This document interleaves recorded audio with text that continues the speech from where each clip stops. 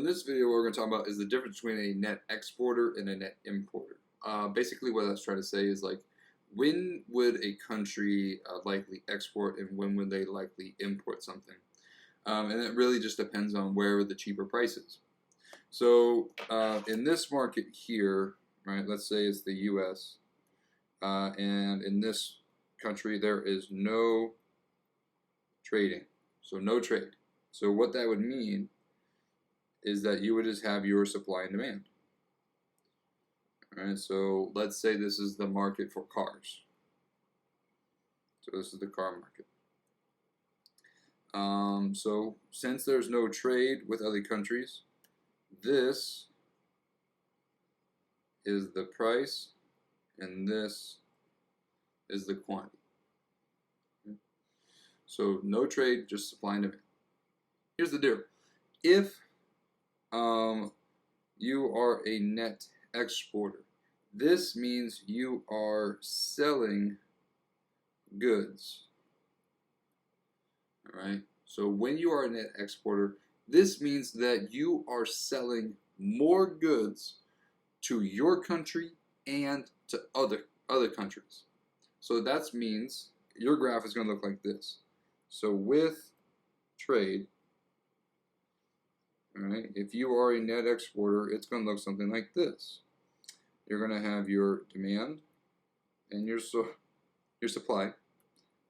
But now, this is the world price. Like, for example, if you were to look at the supply and demand for the world, like everybody in the world, and put a supply and demand to it, that price would be PW. Okay? But in this country, right, in the US, this is the price here. So, like, if you sold to just US citizens, it would be the price in the US. Let's say, $25,000. Okay? But the supply and demand for the world, right, that price, okay, you could sell to the world for $40,000. So from a business perspective, right, what would you want to do? Well, if the price were $40,000, I'd want to sell this many cars. Right? Because the price is higher, I'm going to sell more to make more money. But from the demand side, okay, the demand's like, whoa, whoa, whoa, whoa. Price is higher. I'm going to buy less. So this is your quantity demanded. So you're selling, let's say 1,000 cars. You're buying, let's say 600 cars. So what's your surplus? Your surplus is 400.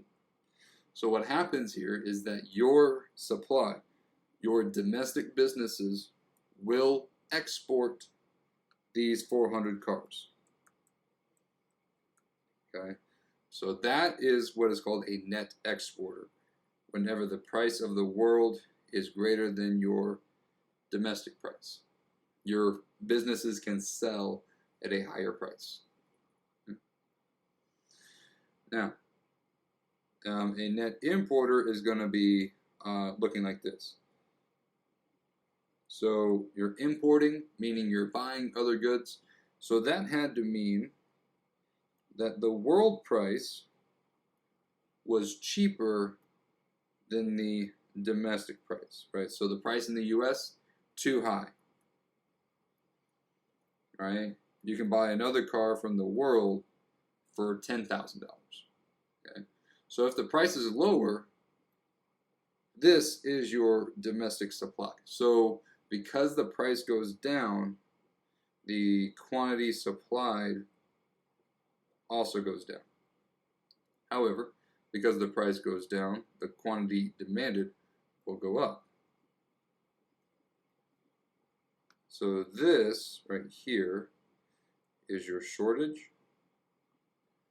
Basically what's happening is your demand wants 1,000 cars, but your supply is only giving you 600 cars. So if they want 1,000, they are buying 1,000 cars.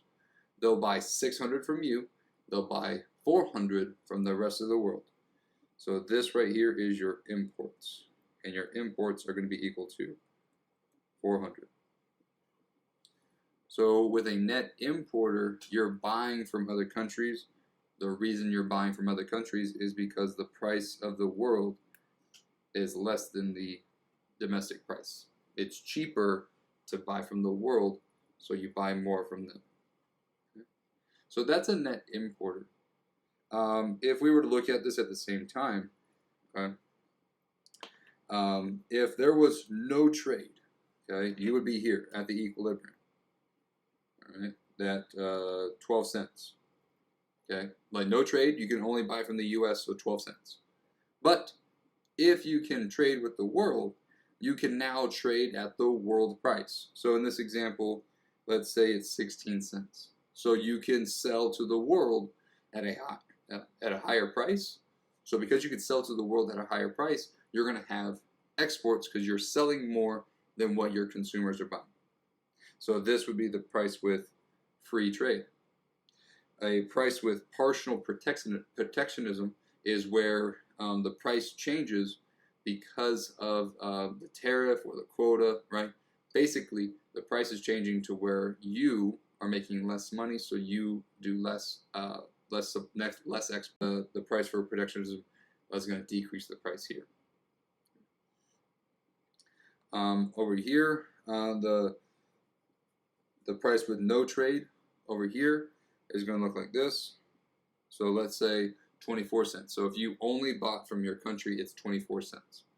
But if you could buy from other countries with free trade, the price is 16 cents. So you can buy it cheaper. You buy more from other countries, so more imports. However, when we have a thing like a tariff, right, that's going to increase the price of the good to bring it in. So therefore, we're going to buy less because of the tariff. Okay. So because those are happening, all right, free trade, like is where you're basically maximizing the amount of stuff you can buy and sell. So when you can buy the most you can, that's going to have some gains. So because you can trade, you can have gains from trade. Free trade is the one that's going to get you there. This is where the total surplus increases in both countries because of trade. So for example, this right here, this area is extra money for your domestic businesses because they can sell more. They are selling to you and to other countries. They're selling more, so that's extra money.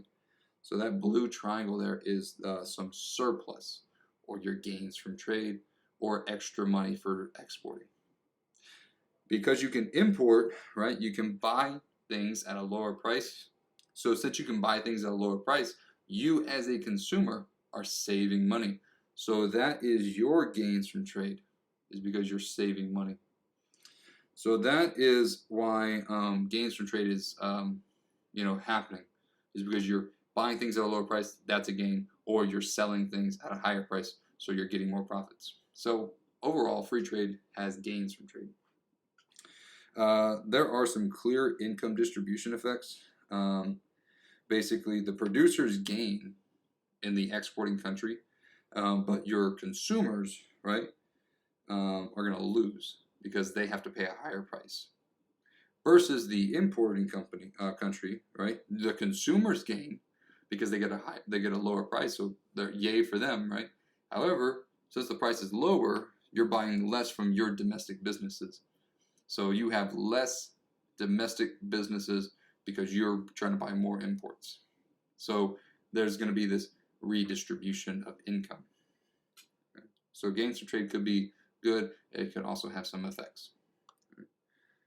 So the effects of trade, when there is free trade, the equilibrium is point A because you're having the supply plus the imports. When there's no trade, such as a barrier, it would be at E. So there's minimal imports.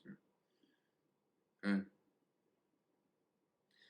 So basically, because of without the trading here, you're losing this surplus that you could be gaining. You're losing surplus. All right, in the next section, we'll talk about how this affects the jobs, wages, and working conditions. I'll see you there. Bye.